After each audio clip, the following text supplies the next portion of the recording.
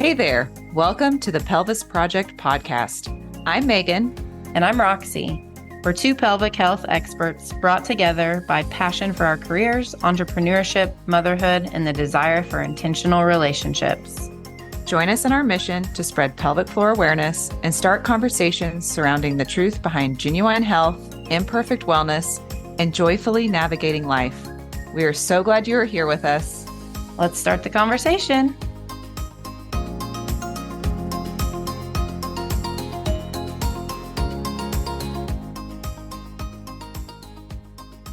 Hey, Roxy. Hey, Megan. Happy evening. Happy evening. That's right. We've made it through Monday.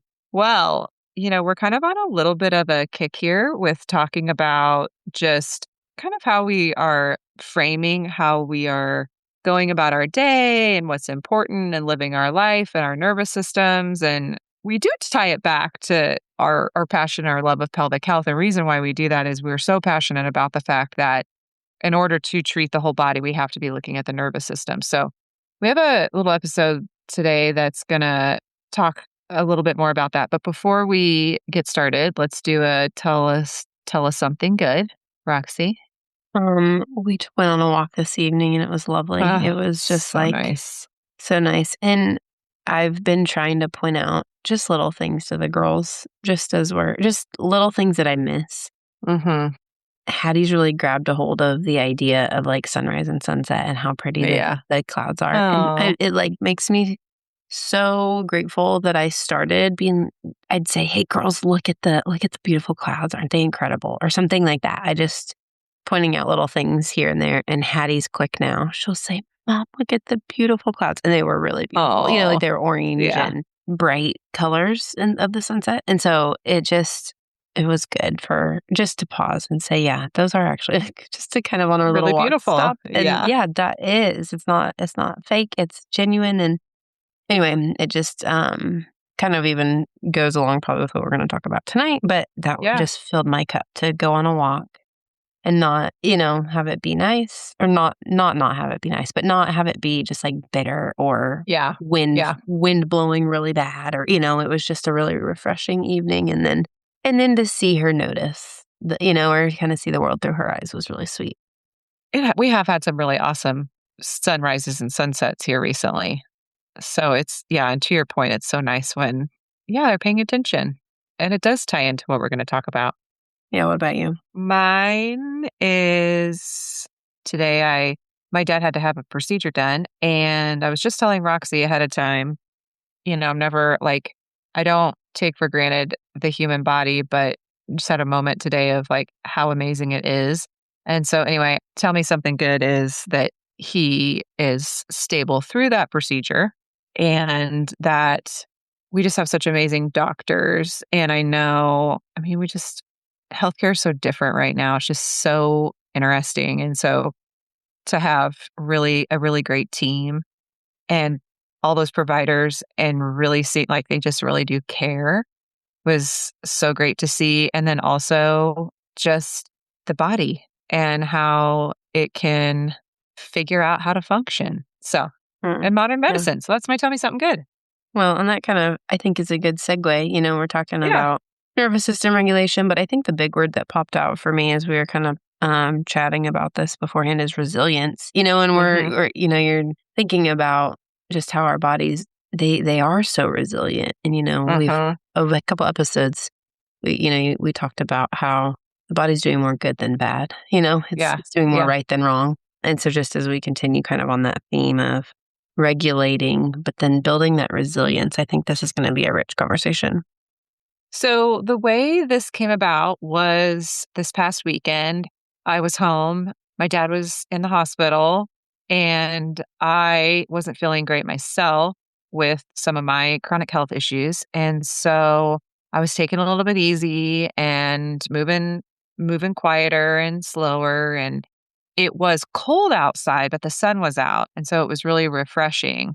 And I have been kind of paying attention to some different resources and things on kind of the Scandinavian, Norwegian way of living. And I had been hearing about how they, no matter what, they will, no matter how cold it is, they will open their house up for even like 5 or 10 minutes a day just to like get the air in, and like how important they feel like that is. And then also how they live their life where outdoors is that is a priority. So they work to live and they get outside. So it doesn't matter how cold it is. It doesn't matter if it's snowing. Like they buy the kids the layers, they plan. Like I read somewhere where they will sometimes plan for their winter in the spring of just like how they're going to live, but in a good way, not like how am I surviving? They don't survive through any season. They like live through all of it. And so that day it was really nice and I opened the house up and, it was got a little chilly, but I just pulled on my big old fun new pullover I was just telling Roxy about I got for Christmas. Might have froze out my husband a little bit because I'm in perimenopause, so I tend to run on the warm side. But um, we just opened up the house and it felt so good. And it's something that I've been walking more and challenging myself that when it is cooler out to just put on the extra layer because of that fresh air being so incredibly important and the sun. So I do a red light most of the time and first thing in the morning, but the sun itself is even better. So that's how this came up. So we kind of dove into this topic a little bit. And I think it's just really fascinating that way of living and how much better they're more resilient these people are and their nervous systems are more regulated and all the things. So we'll dive in, but that's what brought us to this episode. Sure. So just kind of just to continue on that thought of how, when you're talking about how they plan for it and they kind of just embrace the discomfort and thinking about how different we are and just as a culture, and we're going to generalize a lot here, but Yeah, I think we yeah. can all agree that as a culture and just as a human, we avoid that discomfort no matter what it takes, right? And Mhm, that's on all fronts. That's not just we wanna be warm when it's cold out. It's like we wanna avoid a hard conversation or we wanna mhm. avoid, just risk. We wanna take comfort, path of least resistance, right? It's kind of in all fronts. One thing, though, that we really wanna bring out is the contrast of actually how our bodies thrive and they grow and they strengthen, not just muscular, this in general, they strengthen when there's a challenge, when there's a little bit of a struggle. And so looking at how can we actually become more regulated, become more resilient by embracing a little bit of discomfort and how that can actually be really healthy and that can help our body rise to the occasion, coming out stronger, more resilient, all those things. Because we don't just put all of our time and energy and focus on avoiding the hard. Yeah, and I think with that, like, the whole how you said, like, our bodies are designed well, our bodies are designed to grow through it, and so often we hear the saying of, like, "You have growth in the discomfort." It's scientifically proven. You do. I mean, it teaches your brain certain things.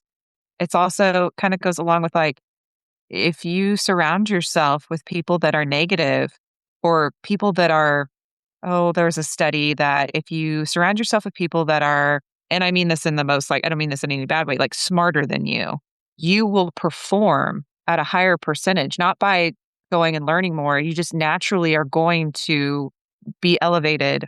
And versus like if you have low performers and you surround yourself with low performers, the studies show that you will too then just go down to be at that low performance. And I think it just all plays into each other of like, we as humans we will not grow, we will not change unless we are put under some sort of discomfort or a little bit of pressure. And we're not talking, like we all know the limit of where you have to be like, wow, this is enough. Like I need to take a break. I mean, I just went through that. But I think it's even interesting too. I was telling Roxy here before that, but just tying this back to just especially today with my dad, I was telling her that when they went in to put in this pacemaker, they had such challenges with it. When they opened it up, he had like this.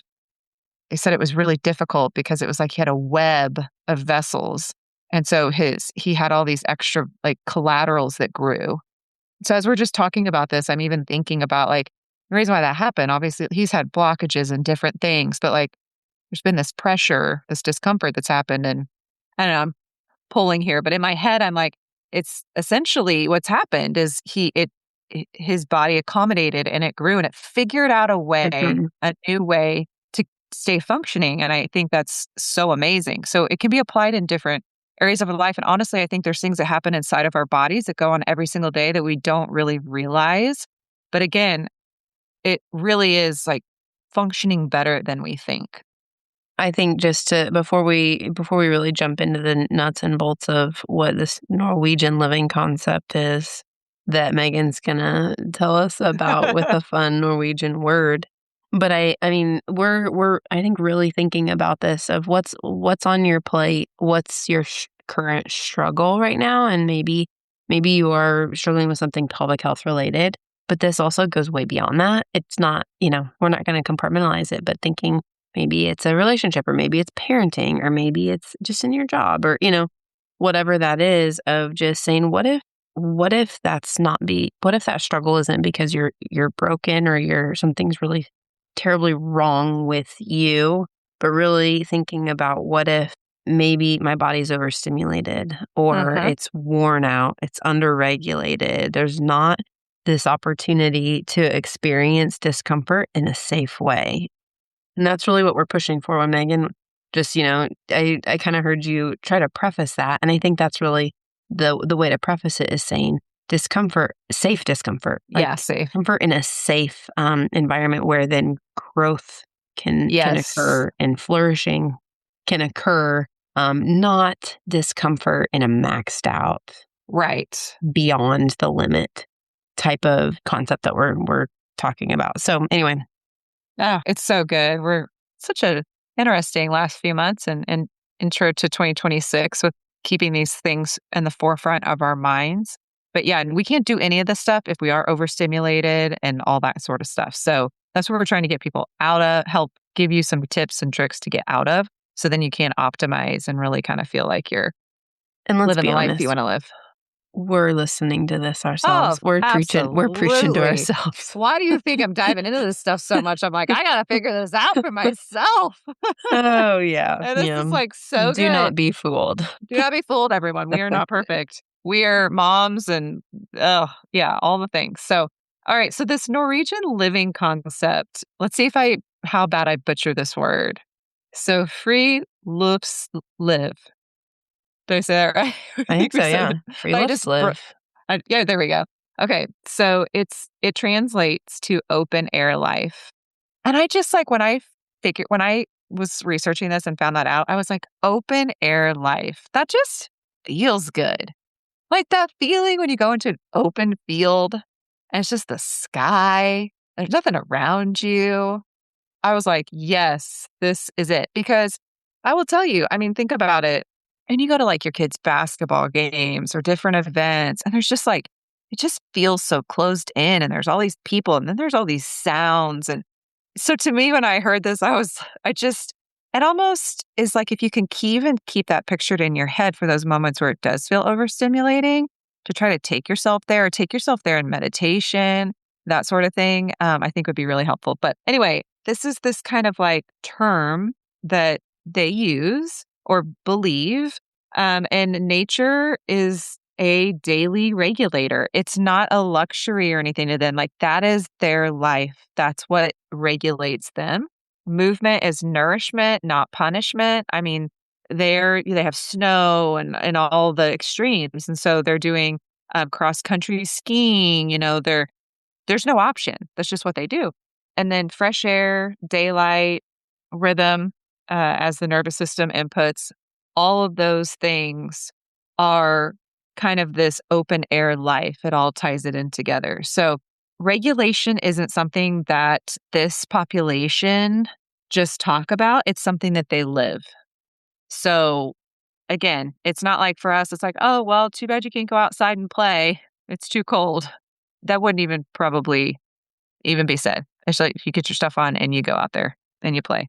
So, how that lifestyle could benefit us here. And again, we're talking about low hanging fruit. Again, these are things that are just free. Like things Yeah. if we allow the capacity and time for it, which I've just been listening to so many things here recently that about how to change those habits to make it happen. But so gentle, consistent movement supports pelvic floor coordination. Like we know that. I mean, at the end of the day, if I have somebody that's really struggling to show up for themselves, I'm like, okay, step one is I need you to walk because we are getting blood flow, we're getting lymph flow going.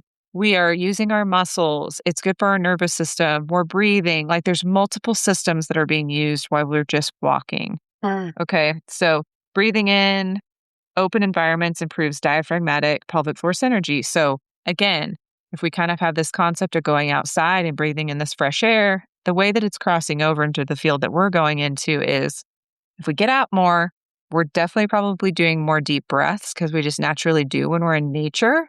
And again, that's helping that coordination piece. Obviously, it's not like we're not saying, oh man, if everybody went and did this, all your pelvic floor problems would go away.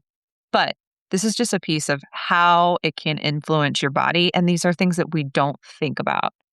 And then nervous system calm, like that equals better bowel, bladder, sexual function, the way we think about ourselves, the motivation we have.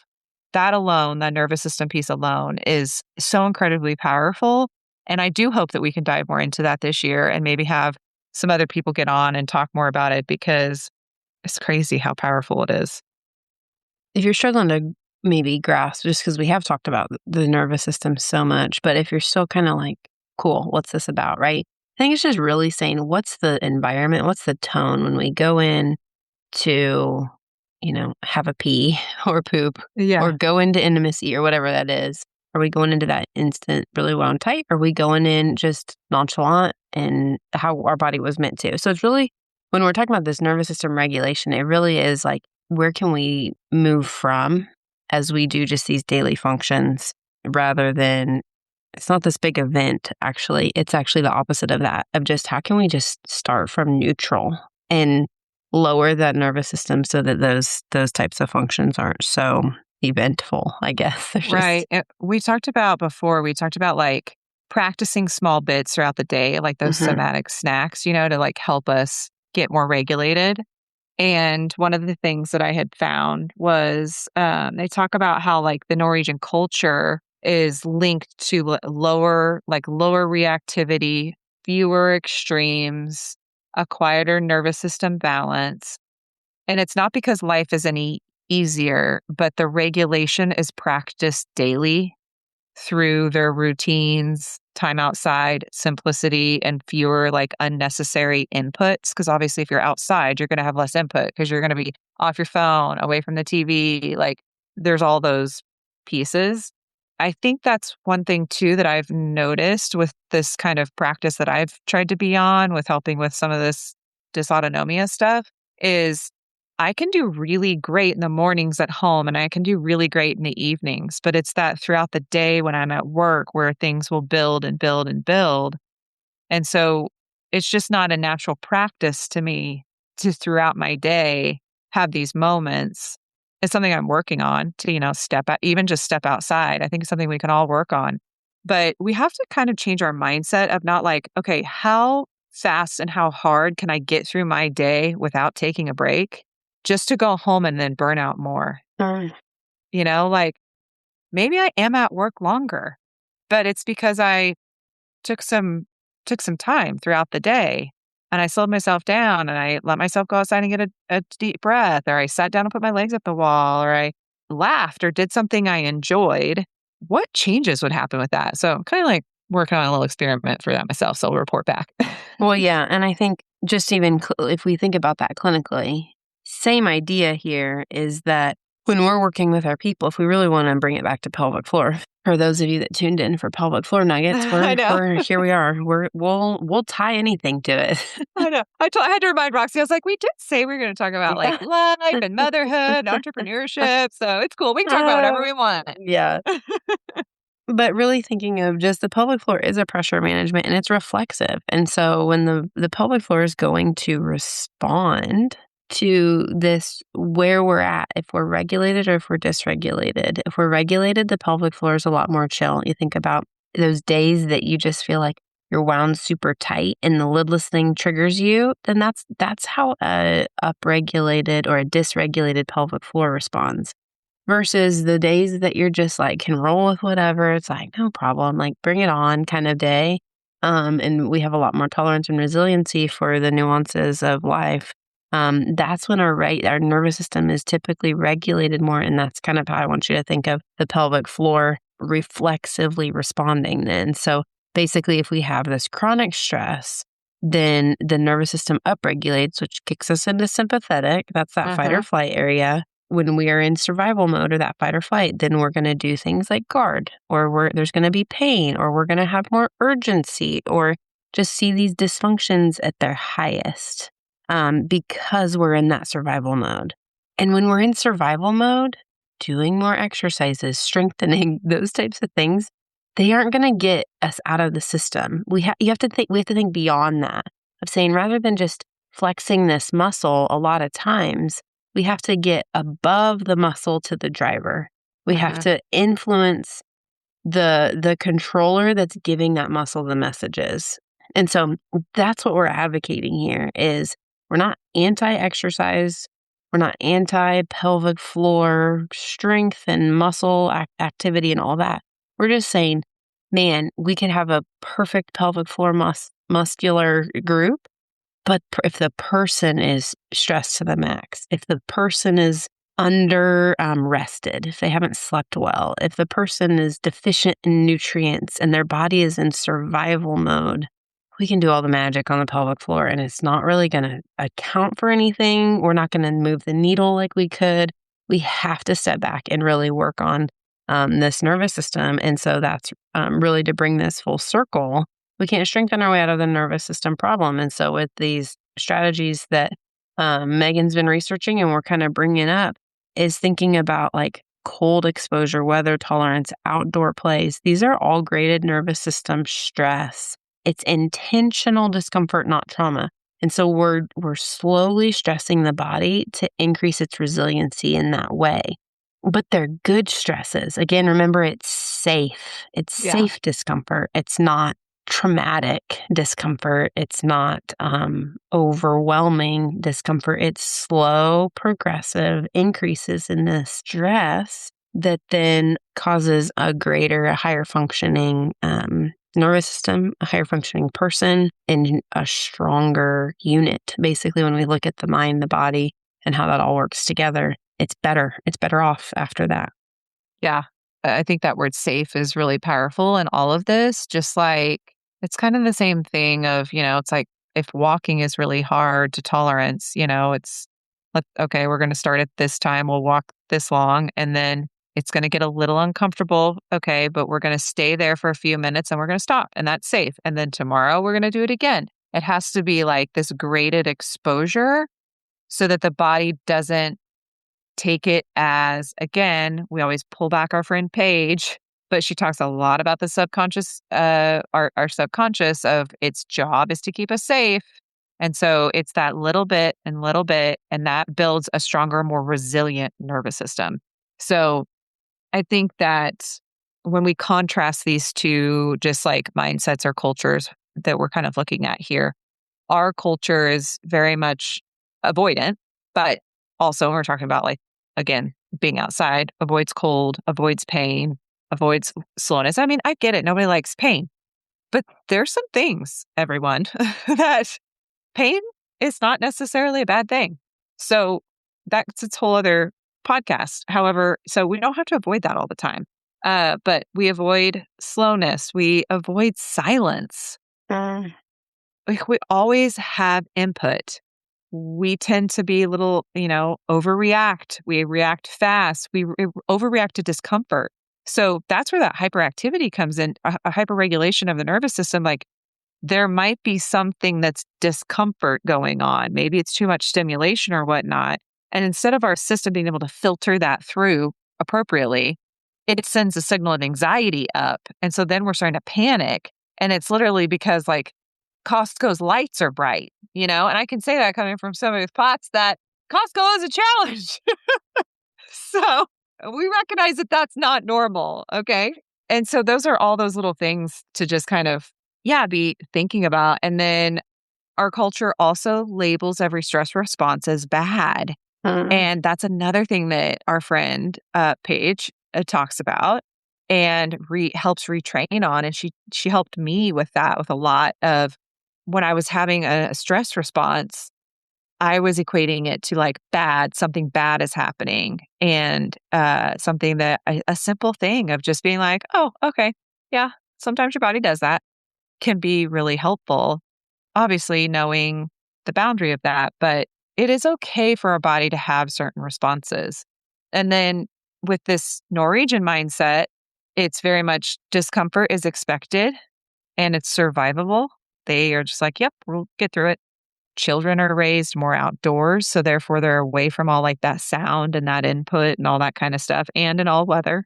So resilience is trained early, and it's trained safely, and it's trained consistently. And those are probably the most important thing through this is resilience is trained early, safely, and consistently. That's so good. So those of us that have teens are already like crap. It's never too late, everyone. Okay. And then, like Roxy just talked about a ton with the public health connection. And I think that we don't need to go back in that, but everything she said is kind of that same sort of along the same lines. So again, growth doesn't happen in the comfort. Regulation happens through safe challenges. I think that is something really important to remember if you are going through something with your nervous system is you very much want to flee from a lot of things and rest and all that kind of stuff. It's like, okay, I think that's something that I've been kind of thinking of when I say like, well, I'm just going to kind of take it easy and rest. But behind the scenes, what people don't realize is I am doing things that are a safe challenge to my body. It doesn't mean that I'm doing nothing, which nothing is good. I mean, we can do that. But if we want resilience and we want something to get better, there has to be, again, that graded exposure. I love all that. This is rich. I like it. But what I want to, we're going to jump into some takeaways. And I think really just the lens that I want you to think about as we're chatting about ideas and like how do we practically implement this are just a couple of things. We want to have fewer extremes. Megan talked about how we're like, as a society in general, we're very, really reactive. So just those fewer extremes. Looking at clear boundaries, that's a whole podcast in and of itself. But really, like she said, they plan. They plan ahead of time what it's going to look like, and those are the boundaries, and they live within that. So then it's no nonsense. There's less emotional or regret or doubt or fear or anything like that. They just have clear boundaries there. Simpler rhythms, and then less reactivity. I just think maybe there's some areas in your life. I'm going to kind of jump through a couple just practical takeaways and some ideas that you could do right now or tomorrow or whenever you want to kind of start trying to implement these. But I think about just maybe if you are in a growth season or you're struggling with, if you would be like one of our patients or you're trying to really overcome something, spending time outdoors daily, even just 5 to 10 minutes, that could be a big shift for a lot of us. If we work indoors, we live indoors, or we avoid those extremes of like temperatures and we keep it only on nice days that we go out. Just a little bit of time outside, 5 to 10 minutes. Megan really talked about walking, and that's another idea is just let's move our body outdoors, ideally, right? And breathing with the movement is also a good strategy. And then just allowing the body to experience that safe discomfort. And so maybe some of these are a little bit out of your comfort zone, or that would feel even stressful to turn your attention away from being productive. Uh-huh. And maybe we need to redefine productive, right? But just pulling away from a task and going on a walk without doing it as fast as you can or as efficient as you can, right? That could be a really safe discomfort for your brain to try to get around. Another kind of way we can go with this is just regularly screening the nervous system and really checking in with ourselves and seeing where are we at and normalizing this discomfort through our thought processes. And so looking at it, like Megan said, not as a bad thing. A discomfort isn't a bad thing, or a change isn't bad. It's just different, right? And reframing that so that it's more of normalizing that discomfort and saying, this is a growth opportunity for me. And then refining programs or refining rhythms or your schedule. Don't feel like you have to completely take an overhaul here with this and do nothing inside and move everything outside. Like that might actually Yeah. upregulate your nervous No. system. That might Yes. stress you out more, right? But just thinking about refining in small tweaks rather than overloading and just saying, what do I have the capacity for? Let's make a few healthy changes, see how it goes, maybe regroup and start again. But really looking at that, some of those opportunities to not overload the system, but definitely change it for the better. And then I think too, a couple things, building like a rhythm over intensity. I think we tend to be a pretty intense Yeah, it's like society. all We're or high nothing. achievers. Yep. Yeah. We need to have a really productive day every day, right? Rather than having these rhythms that really support and sustain us throughout life or throughout a season. And so looking for how can I make a rhythm, not just go 100 mile an hour tomorrow and making some of these changes. Mhm. I think also allowing ourselves to struggle just enough. I think we all crave that quick fix or asking someone the answer rather than figuring it out ourselves. That's what kind of really jumped in my head a couple times of just, even with my kids, like instead of just giving them the answer, letting them problem solve that, and saying, how can we solve this problem? Or if you're someone who tends to just ask really quick, saying, can I ask one more question to myself and figure this out or fumble Yeah. through? Just a little bit, just enough to help our body learn to problem solve or think a little bit differently. And then I think the last thing here of just a practical takeaway to be thinking about is that calm. We're talking about regulating the nervous system and really trying to find a better baseline and a better neutral.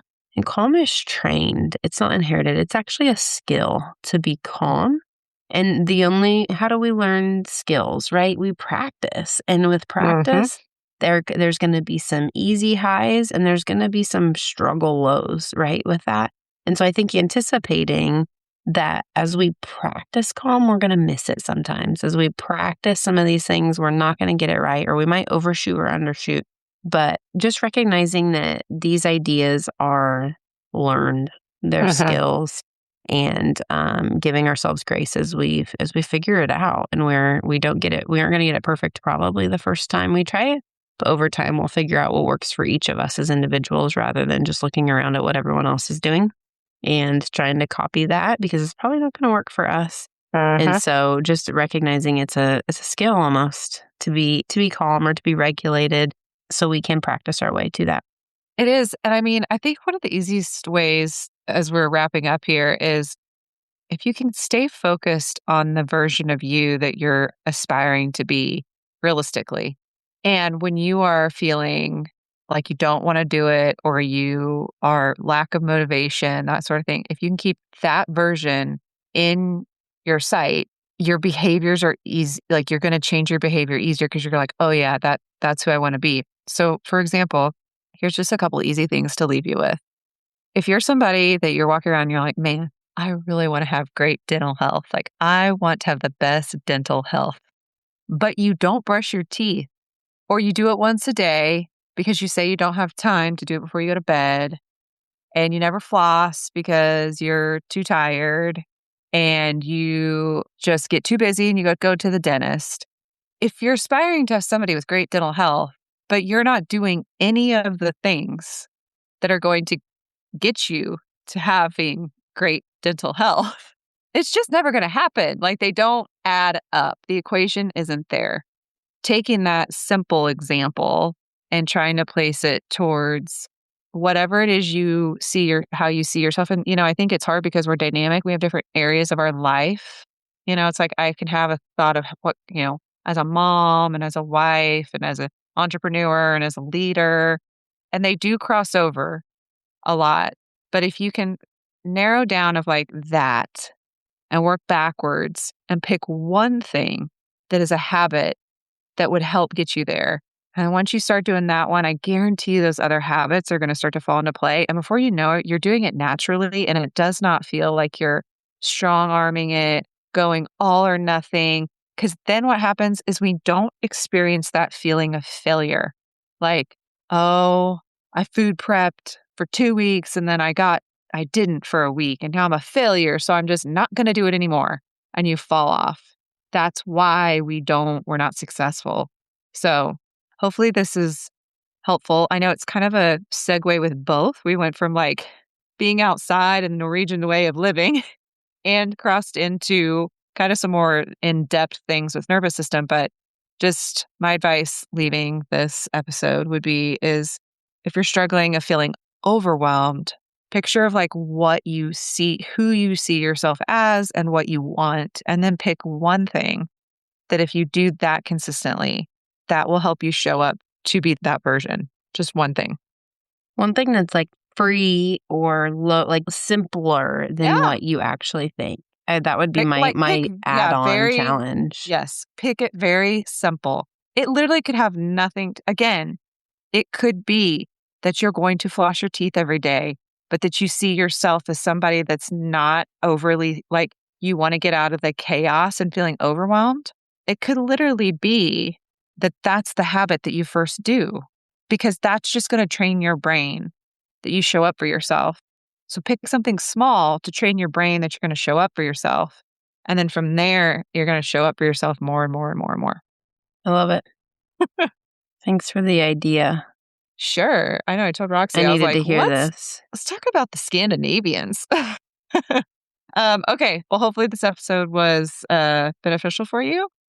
We appreciate everybody listening, and we are going to get back to straightforward pelvic health content coming up probably in our next episode. Anyway, we appreciate everybody listening. Until next time, we'll keep the conversation going.